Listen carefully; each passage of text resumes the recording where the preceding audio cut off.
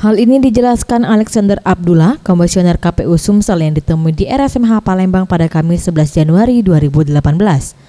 Menurutnya, jika salah satu calon gagal atau yang direkomendasikan tidak memenuhi syarat, KPU akan mengikuti saran dokter dan mencari calon pengganti. Hasil dari tes kesehatan, KPU Sumsel hanya menerima 2 pilihan, yaitu memenuhi syarat atau tidak memenuhi syarat. Jika memenuhi syarat, maka bakal calon bisa melanjutkan ke tahapan berikutnya.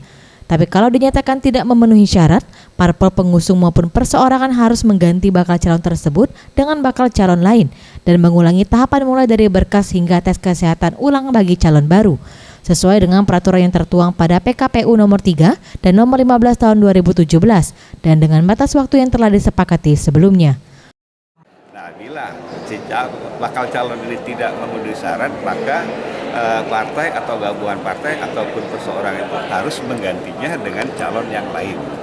Dan prosesnya juga akan tetap, kesehatan tadi tetap akan harus dijalan juga bagi pengganti.